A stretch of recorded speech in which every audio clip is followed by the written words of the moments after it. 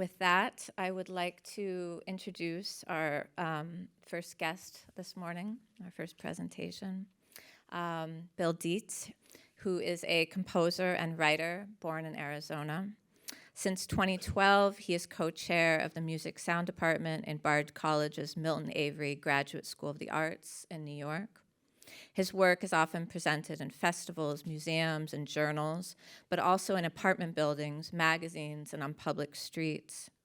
In 2013, he co-founded Ear Wave Event with Woody Sullender, and he has published 2 books of listening scores, one on his tutorial diversion series meant to be performed at home, and the other made up of concert pieces based on historical and contemporary audience behavior.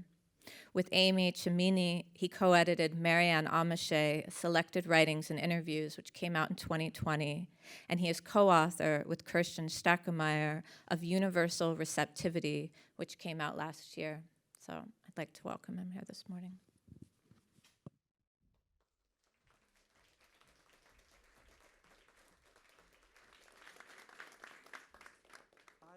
Hi everyone. I don't know if you can hear me. I'm not going to use the mic or the speakers today, and I'll talk about that in a minute, but I'd like to ask everyone to just come over here. And I know that it's super annoying to be asked to do anything in like a context like this, so I'm sorry. But so that I don't have to yell, could you just gather around a little bit? There should be plenty of space on the floor, or there's lovely couches on the stage. You can fill up the stage if you like. As big as this room is, if we reconfigure ourselves, there should be no problem hearing. Thank you.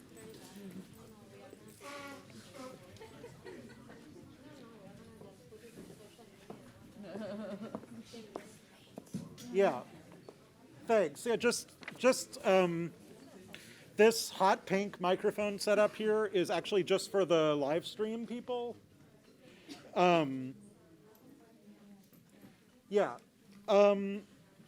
If you can't hear me, please just like interrupt and let me know, obviously, or if I'm talking too fast or whatever, don't hesitate to interrupt. It's really sad that there's this strange lip on the edge of the stage. It's like a kind of architectural barrier to keep people from sitting there. It's like a police barricade. It's kind of intense. Also, if like being close feels unsafe with a mask, there is the live stream, so you could actually just listen to the live stream. Anyway, I hope you can all hear me, interrupt if you need. Starting the traditional way, thank you. Thank you, Quinn, Chus, for the invitation. Thanks to Marianne, I'm not sure where you are, but for making everything work. Kiki and Marco and the technical team really helped me with some of the technical questions that led to this solution. And then also Jerome Gadient, I'm not sure if they're here, but they also helped sort of in other ways. In writing this in the past week or so, I found myself sort of obsessively listening to 2 tracks by Billie Eilish and Michelle Ndegeocello, as well as like a 10-hour-long YouTube video called Celestial White Noise. I mention these now because they're also somehow present in my text, as is my husband, Khalil West. He's here with his feedback and sort of patience in my sort of working through a lot of this stuff. I felt the need last night to add like yet another preface. Like you'll hear this text has like 5 prefaces, just following all the great contributions yesterday. One thing I realized about my original draft was that as much as I sort of tried to implicate myself in it, we all don't know each other. And I wouldn't presume that even after Quinn's lovely introduction that you have much of a sense of where I'm coming from, and that's actually kind of crucial for sort of what this is right now. This little whatever this is talk has also everything to do with what Kate yesterday called the labor of listening. But as my sort of way back background is in music and musical listening, and that remains key for me, and that shame of being sort of post-music, as Chus said, sort of remains really generative for me. my relation to that labor of listening really diverges, I think, kind of quite quickly.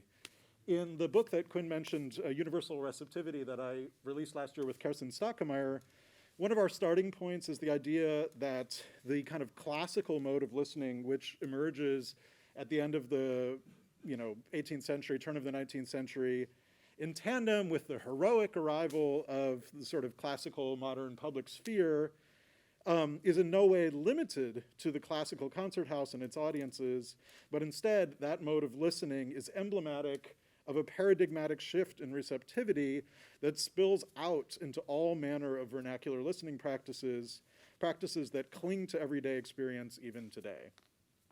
Okay, so that was the new preface. So this is maybe the original preface. My sort of runner-up title for this talk was Mr. Subject's Phobic Ear. We all know Mr. Subject all too well.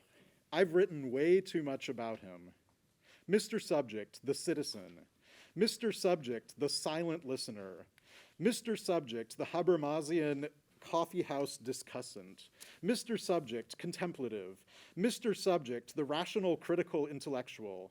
Mr. Subject, the long-winded comment in the Q&A. Mr. Subject, the human. Mr. Subject, who has rights. Mr. Subject, the anti-vaxxer because freedom. Mr. Subject, my neighbor in Berlin, who screams out their window into the courtyard when other neighbors' music is audible, seid ihr bescheuert? Mr. Subject can't be touched or penetrated because Mr. Subject tells himself that he is whole, complete. Mr. Subject is in control.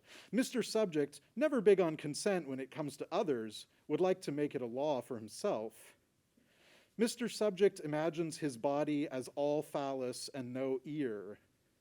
Mr. Subject doesn't hear you because he doesn't need to. Mr. Subject transforms listening into prophylaxis, not just in terms of a filter as mediation, though also that, but against listening as such. Mr. Subject's listening transforms exteriority, otherness, into meaning, information, identification. Mr. Subject is a musicologist, a film critic, an art historian, an active participant, an architect, a sound engineer, a pundit, a programmer, a professor, a manager, an acoustician. Mr. Subject makes sense of what he hears. The question is to what degree Pasolini's diagnosis of anthropological mutation in neo-colonial bourgeoisification still rings true. The question is to what degree and where Mr. Subject is with us here, is in us, possesses us, haunts us. The degree to which we all also share his phantasmic, phobic body, which is the title I ended up going up with. Or, reformulated vis-a-vis this occasion right now, if you all can hear me unamplified, what exactly is the point of this room? I also have to start today with an admission. I hate this space. I'm super, super uncomfortable here. To be clear, by this space and here, I don't mean this space or this context in particular, and I don't mean it personally. I couldn't be happier to be here with you all, and I couldn't be more thankful for the invitation to participate.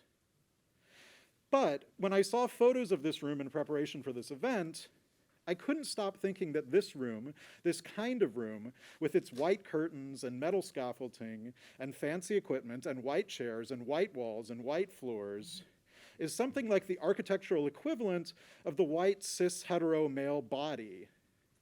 Its structural claims to the facilitation of certain modes of publicness, transparency, discourse, audibility, its preconditions, seem like an obscene celebration of power and wealth. Again, you can all hear me right now without the PA, so what does this system add but authority? A doubled down affirmation of a particular paradigm of listening and presentation.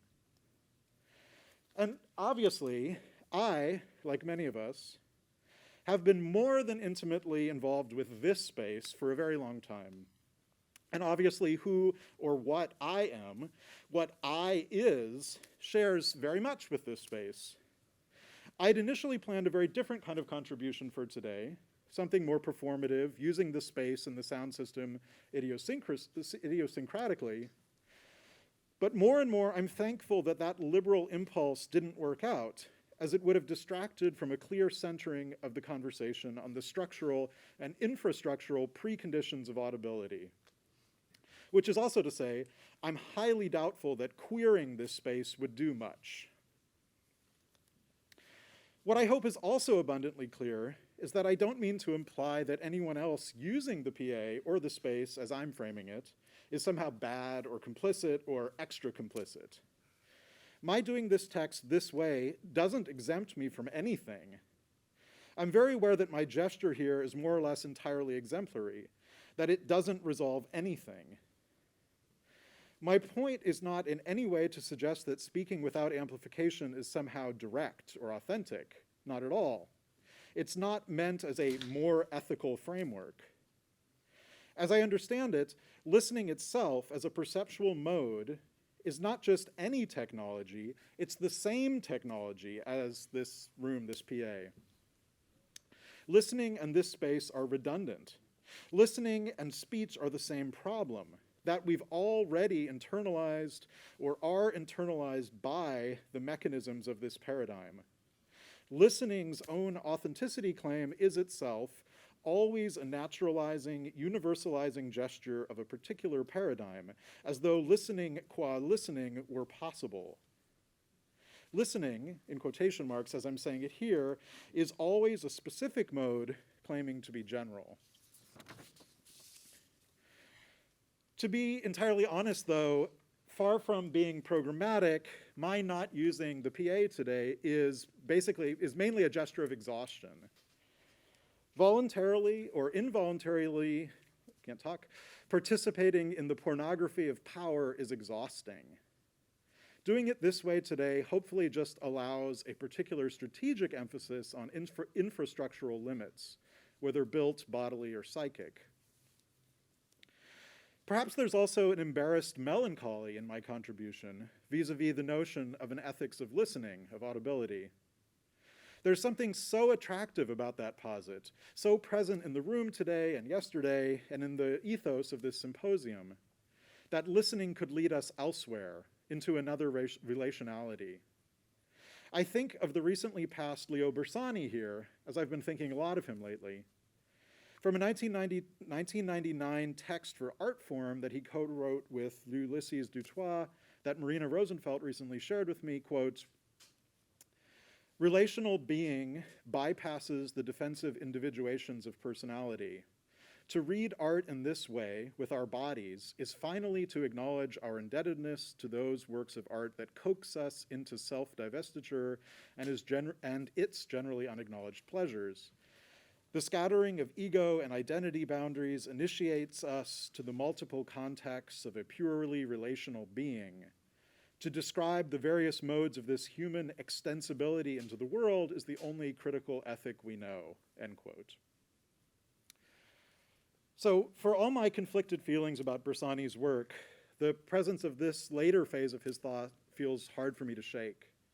Even in one of the passages I've written about sound, which I'm most proud of, which is something I wrote with Gavin Steingo in a way overly dense essay we called "When Does Structure Become Obscene?" This kind of notion of ethicality slips in. Quote, this is us. "As a physical modality, hearing is a locative registration of occurrence. Sound is the proximal trace of the occurred, the perpetual byproduct of action, of happening. As such, it is essentially secondhand, always already a delay, a deferral, a radiation of the event. Sound is not a medium in itself, but rather a disturbance, a fluctuation in a medium. Unlike light, which is in no way imminent to an object described in sight, sound is necessarily bound to its source, occurrence. That is, can only be heard as a proximity to, or even a proximity between. Herein, one might also point to an implicit ethics of audibility, the second person of sounding, the you of its anonymous address. To see is to register a modulation of light, the filtered reflection of an interaction between materialities, photons and objects. To hear is to be touched at a distance, to take in the other's deferral, end quote. When I reread this passage now, I hear so much, at least implicit, wishful thinking and projection, that we would be able to describe a listening as such, a description from an outside. That in articulating or centering such a listening, we might understand or sense or participate in an elevated ethical paradigm. That ethics of audibility is, at the least, a prospect that can be articulated. Also, there's my messy associative suggestions of that moment, my use of anonymity gesturing towards some silly idealized notion of cruising, as if that also did something. As if any outside were articulable, as though a paradigm of ethicality could be imagined from a position, a paradigm defined by pure horror, ultraviolence, dominion. As though listening were somehow special, not just something as fucked up as anything else, but something fewer of us have a vocabulary for. Or, regarding Bersani, as though the temporary self-divestiture of aesthetic experience did anything but reinforce the identity of that particular self who can afford to lose himself again and again without fear of transformation. I guess what feels retainable from this passage would be a notion of contingent relationality as such, something hyper-ambivalent, something which practices of formal listening continually disavow. Contingent listening would be a form of involuntary but motiveless touch. And the motivelessness of that would be the thing which provokes the modern subject, also known as Mr. Subject, his paranoid crisis. Contingent listening, exposure to the radiation of change, of difference, materially interpolates us not as human or subject, identifies us outside of recognition, an identification incompatible with and intolerable for that guy. But already, here in the flow of this rhetoric, I once again start to feel the pull of affirmation. In that same pile of mixed feelings, right next to my embarrassed melancholy, I also feel guilty now, piling grim upon grim, for playing the killjoy. Of course, this paradigm of listening that I keep coming back to, that we inhabit, or that inhabits us, formal listening as the logisticalization of contingency, the management of relation beyond identity, is not omnipotent, not monolithic, not total. I went for the title, The Phantasmic Phobic Body That We Share, instead of The Phantasmic Phobic Body That Shares Us, not because the suggestion of agency offers a way out, but because the suggestion of volition makes things all the more complex. Which I guess is to say that insofar as sound and listening remain functionally, maybe not unthought, but underthought, there is a strategic necessity for making a case that things are worse than we thought. One of the last times I spent any length of time in the US, I was staying in a mid-sized town in the Hudson Valley. It was summer, and because the space where I was living and working had no air conditioning, the door was almost always open with fans blazing. Anytime those doors were open, though, I'd have to run to shut them every time a freight train barreled past just outside. The sound of that train's engine, the screeching against the tracks, its horn, each individually far exceeded the 93 decibels I've been told is the legal limit of loudness for public events here in Switzerland. Even with the doors and windows closed in that hot space, I'd have to sleep with earplugs as the trains ran all night. Since then, this not at all unique example has continued to strike me as a very literal and comparatively benign demonstration of the inequality of noise exposure, of acceptable proximities to potential harm in city planning. The quite literally deafening sound of commerce's infrastructure, the transport of goods, is, somehow at least metaphorically unheard and allowed to continue, or reduced to a question of noise mitigation in discourses of acoustic ecology. Parenthetically, I notice a similarly invisibilized relationship with the system of amplification in this room.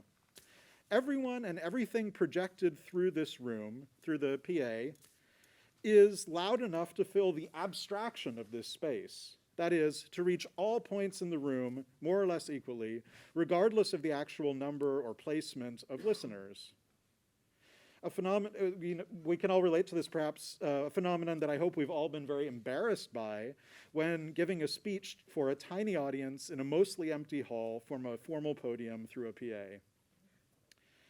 Hyper-audibleization is accepted more or less as a natural fact, as though this were just how publicness works, as though this entire symposium couldn't have been broadcast, in the lovely sense of seed dispersal mentioned yesterday, via something like Nina Emge's remarkable Bodies of the Off-Voiced. But back now to that structurally inaudible, ear-splitting train noise that I was mentioning before. Of course, the areas surrounding the train tracks were not just anywhere in the city. And of course, the inhabitants most directly exposed to this acoustic barrage are those members of the population otherwise also most vulnerable to structural violence. A 2017 study led by a team of UC Berkeley researchers entitled Race, Ethnicity, Socioeconomic Status, Residential Segregation, and Spatial Variation in Noise Exposure in the Contiguous United States correlated a national noise map with national census data. And they found, quote, evidence of higher noise exposures in census block groups characterized by lower socioeconomic status and higher proportions of American Indian, Asian, Black, and Hispanic residents. These associations were stronger in more racially segregated communities. Differences in noise exposure may have implications for more fully understanding drivers of environmental health disparities in the United States, end quote. Now, of course, the American situation can't and most definitely shouldn't be mapped seamlessly onto Europe or anywhere else, but I'd be surprised if the difference between American and European noise maps weren't primarily a difference of liberality in the allocation of resources toward a different baseline of sustainability and health. In that sense, I'd like to ask us to keep the questions of noise, violence, and infrastructures of audibility in mind with the following lines I'll read from K. Wayne Yang's excellent essay, Sustainability as Plantation Logic, or Who Plots an Architecture of Freedom? This is from eFlux. Quote, sustainability is the present story of the settler colonial future. Modernism and slum clearance were the prior narratives of progress. Not long before that, the story was settlement and civilization on wild lands against savage people. Undergirding the veneer of sustainability are settler colonial logics, plantation logics. Today's capitalist ecology is not different, only much more sophisticated and expansive in geographies, so that the barns and blocks and browns and blacks are kept at much greater socio-political distance from the amenities of the plantation homes. The manufacture of solar panels leaves toxic landscapes in China. Tesla home batteries frack indigenous lands in the salt flats of the Andes. Master-planned suburbs need no jails, as caged persons can be exported to distant townships. Toxins and state violence and homelessness can be concentrated elsewhere. Indeed, the plantation has a built-in capacity to maintain itself through its interdependence with racial violence and extraction in remote elsewheres, end quote. So this April 27th, 2022, is Switzerland's Tag gegen Lärm, the Day Against Noise, the slogan for which is, loud is out. Karen Bisterfeld's 2008 book, it's a great book, Mechanical Sounds, Technology, Culture, and Public Problems of Noise in the 20th Century, offers a remarkable account of the emergence of such days against noise in the industrial reorganization and stratification of modern cities. And I'm sort of getting to the end here. But the issue in my mind is not just that our enjoyment of Ruhe, quiet, comes at the cost of others' suffering and non-consensual proximity to noise. It's that this enactment of Ruhe, and in parallel with it, our framing of noise as a problem of pollution, also affirms our identification with Mr. Subject. It perpetuates and exacerbates the internalized notion of listening as exposure to an otherness phobically understood as a threat to be externalized. Mr. Subject's disavowal of his own internal violence in projection onto and at others. Therein is maybe also a small irony that the notion of contingent listening that I've tried to sketch here does indeed actually contain the prospect of violence, insofar as contingency itself must be inseparable from risk. If we were to want to be serious about moving away from a politics of perpetual mitigation, i.e. liberalism, our own exposure to risk in contingent listening would be a means toward an unheard of otherwise. In that sense, the question would not be of the transformation or reduction of noise, but of ourselves. So long as Mr. Subject's phobic listening identifies itself with listening as such, we're left with nothing less than to call for the abolition of listening as such. Thank you.